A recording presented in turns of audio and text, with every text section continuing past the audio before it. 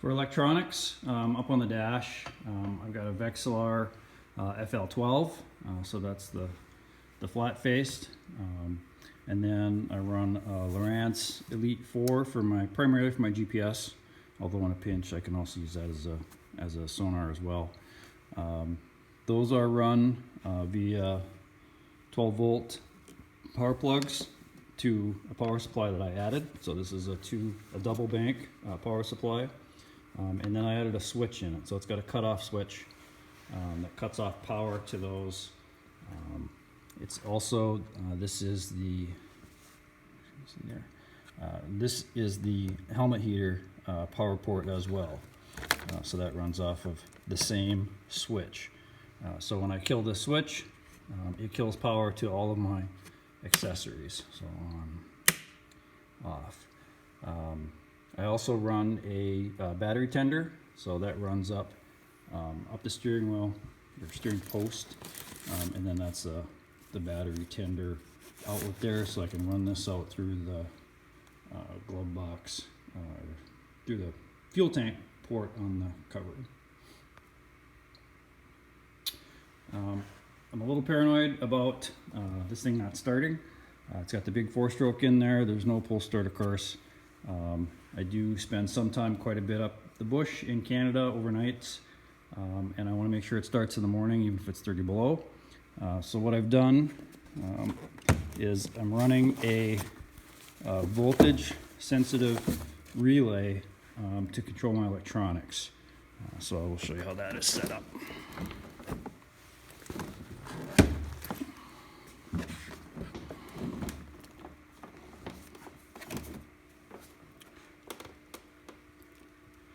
So I've run so that's the back side of that dual power port, along with the helmet shield wiring. So that runs back to a second battery that I've installed. There's not a lot of room under the hood on these, but there just happened to be a spot perfectly sized for a little bit smaller battery, but it's basically a 4-wheeler sized AGM battery. So I run this, all of my accessories run to this second battery. Sometimes they're called a house battery. This second battery runs to a voltage sensitive relay. So the voltage sensitive relay takes power from the main battery, runs it through a relay, and then powers the second battery. So basically, when your alternator is putting out a voltage in excess of 13.3 volts, the voltage sensitive relay closes and it sends power to the second battery. So it uses your alternator to charge that second battery, but as soon as your machine is turned off, voltage drops below 13.3 volts, the relay opens and disconnects the two batteries. That way your electronics can never run your starting battery dead. They're isolated when the alternator is not running. This one has a nice feature. There is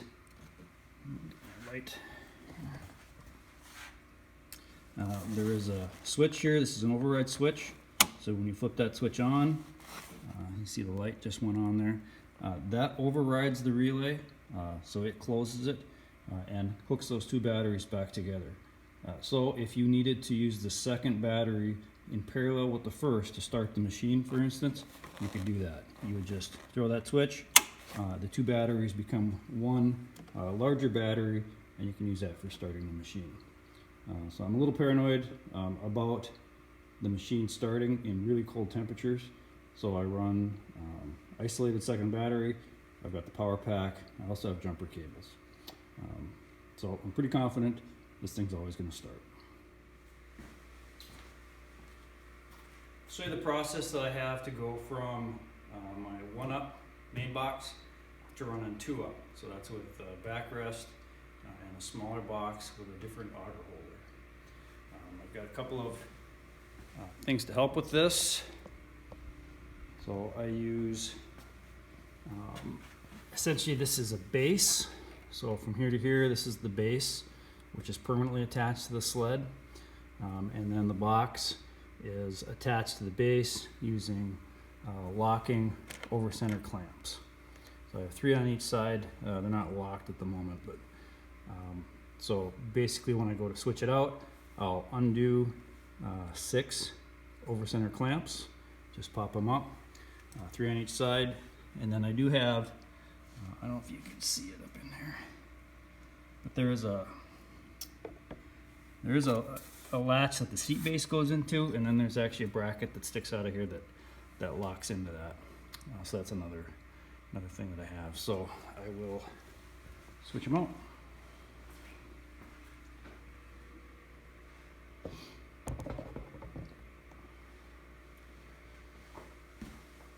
I already did the latches on the other side, so 3 of those, and this just lifts up, slides back a little bit. Here it comes.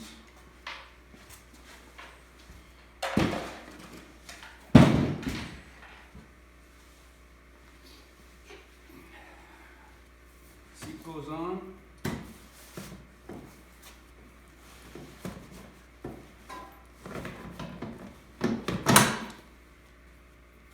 So, I'll show you the base before I put the other box back on.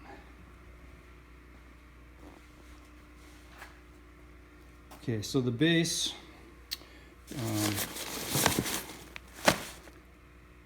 is held onto the tunnel through 2 3/8" bolts on each side. These are run through T-nuts and then run into the sides of the extrusion on top of the tunnel. If you're not familiar with Bearcats, they've got basically an extrusion that comes up and forms a rail, and these screws go into the side of the rail. They're really pins. They don't thread into anything. They just pin into 2 holes on each side. So I do keep some extra items underneath the box in the base. As you can see, I've got a come along. If I were to tip this over, I'd have a hard time flipping it back up by myself, especially in deep snow. All loaded up, it's probably 1,000 pounds. I've got a second extra belt. I do have another extra belt separate from this one. And then I got about 100 feet of rope with various carabiners and attachments. So hopefully I never need any of this stuff, but if I do, I just pop the box off and there it is. Okay, so now I'll put the other box on.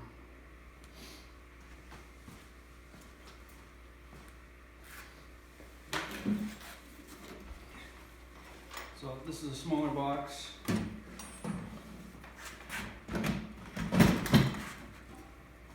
So it slides into the same base, uses the same clamps to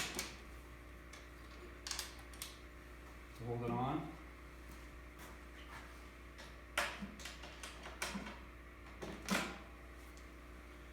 And then it has the same type of connections for the auger. So this one, the auger runs sideways. Typically when I'm riding 2-up, we're not going across portages, things like that. So I just go ahead and run it sideways. So it's centered in the back, attaches the same way, bolts and pins. Smaller box, the box is probably half the size, but I run with my electronics in there, lunch, things like that. Okay, well that's my 2016 Bearcat 7000 XT. The way I've modified it, put attachments on for ice fishing. It's worked out really good for me. Hopefully you've got some ideas from it. This is what I like to do, so if you have any ideas for me, let me know. Thanks, bye.